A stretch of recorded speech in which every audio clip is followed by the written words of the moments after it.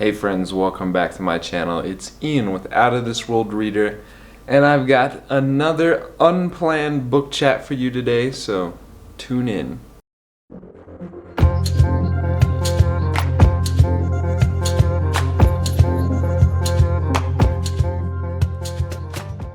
I don't know what it was about this month, but I've just gotten to so many kind of books that just came out of nowhere and just swept me away, and I had such a good time that I had to talk about them. So the book that I plan on discussing today is The Lost Apothecary by Sarah Penner.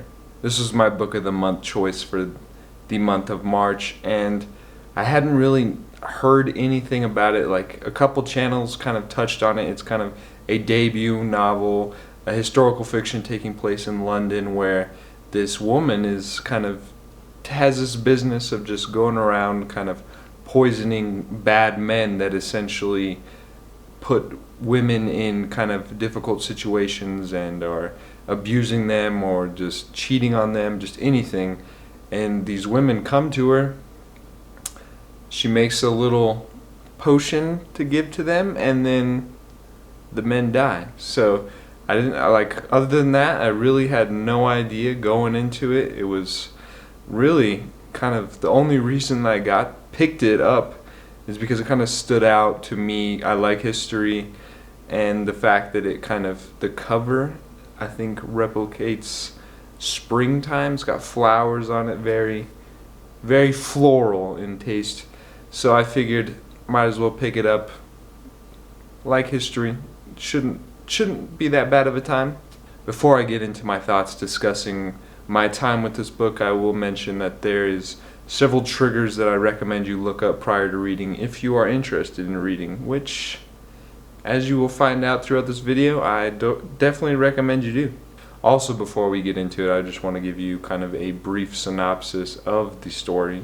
So it says, hidden in the depths of 18th century London, a secret apothecary shop caters to an unusual kind of clientele. Women across the city whisper of a mysterious figure named Nella who sells well-disguised poisons to use against the oppressive men in their lives.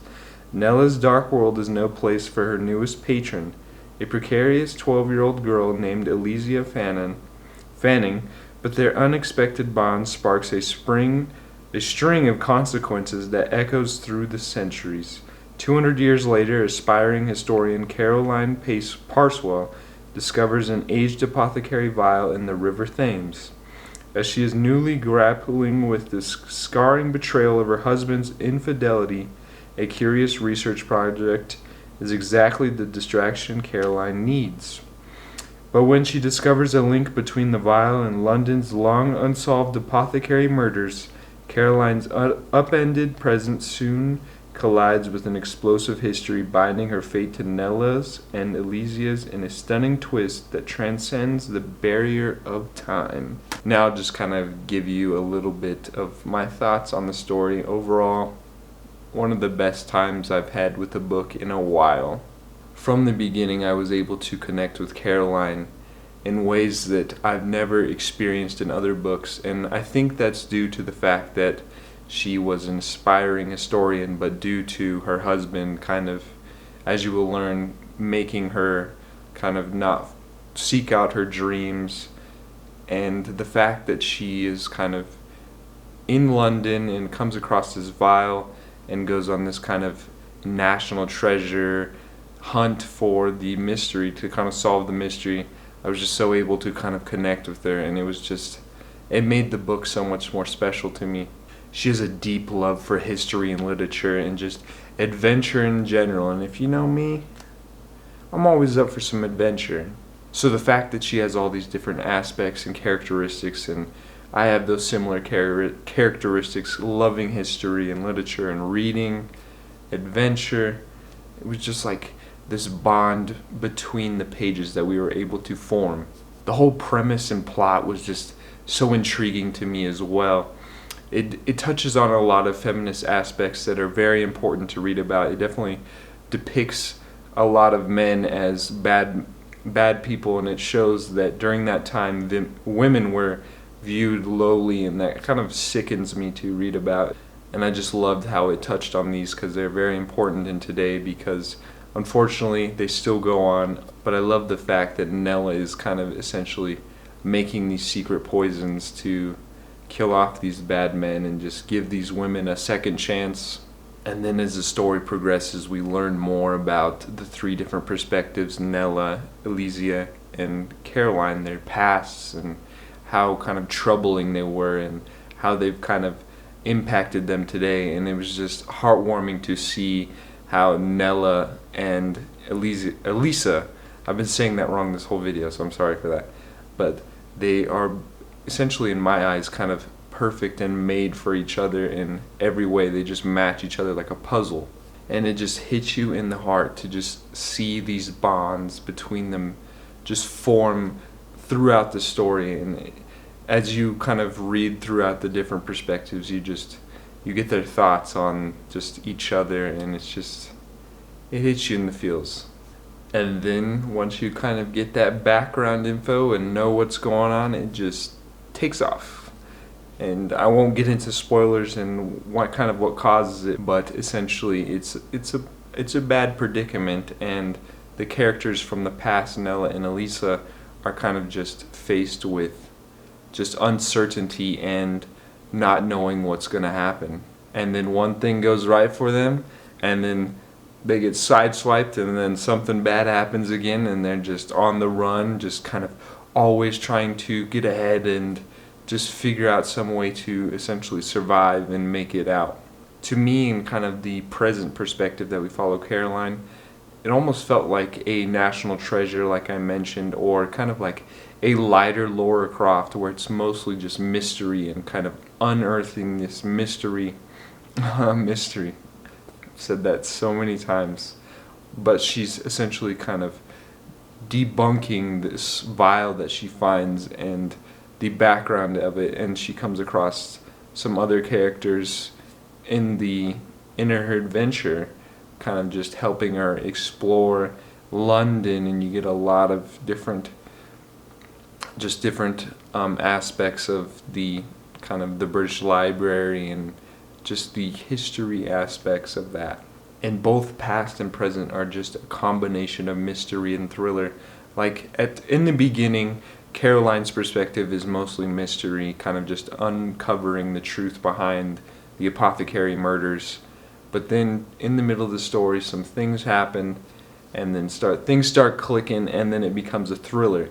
But the past is mostly a mystery and thriller combined, and you'll learn about that if you read it, which I hope you do. It's funny, I'm actually kind of like a history major, and one of my classes I was able to kind of connect with this a little bit. I'm kind of reading another book. It was called Criminal Women in Britain, from around the same time frame as this book kind of occurs, and several of the case studies that they looked at covered kind of women poisoning men and just other women in general.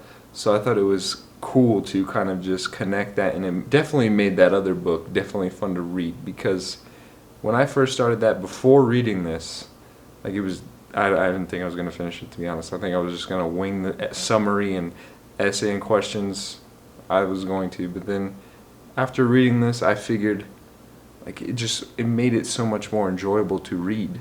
My overall thoughts on the book, I can't explain how much I love this so much, and I think it was because I was able to just connect with Caroline that deeply, in the fact that she was kind of didn't follow her dreams, and I was kind of in the similar boat, but now I'm pursuing my dreams. History professor, I'm coming for you. But the fact that I was able to connect with her, and I enjoyed the mystery thriller and just the whole historical fiction of this whole apothecary killer, I had to give it 5 stars. I just had to. If you're looking for a somewhat faster paced mystery thriller, historical fiction, it's got it all. Definitely check this out. I would recommend, though, if you're not into so much of the historical diggings and kind of uncovering the past, and definitely mentions kind of websites and stuff that they use to figure out more about the apothecary murders and the killer in general. So if you're not much into the research and kind of background behind that, maybe check it out but just kind of know that going in. I look forward to more works by this author in the future, like I mentioned. This is a debut, and this is quite the debut novel. This being 5 stars, it's kind of hard to find things that I didn't like about it, but one thing I will say is that Caroline's husband, James, he is like psycho killer crazy, and the stuff that you will learn about him and the things he does is just like almost like, I don't know how to explain it, but he's just like, you'll learn about it. It's just you hate him so much, and that was one thing I just didn't like. It seemed like some of the things he was doing was somewhat unrealistic. And then with Elisa, she's very young and she's kind of learning all kinds of new things, but she definitely does some not somewhat smart things, and you almost sit there and just be like, come on now. But then again, she's just a young little girl experiencing this London life all new, so that was one of my pet peeves, but it's not that big of a deal to me. But those were just like my overall thoughts and opinion on this book that kind of came out of nowhere from the top row and just kind of gave me a new 5-star read, and possibly one of like my favorite of the month in general. That being said, if you connect with this book in any way, definitely go check it out. But I want to thank you for tuning in to another Book Chats with Ian. I'll be making sure to leave some links to some other videos that I recommend you check out. Don't forget to head over to my social media, where I'll be posting some other bookish content that you won't find on here. I hope you all have a splendid day. And as Ellie always says, adventure is out there. So I'm going to catch you next time. Bye.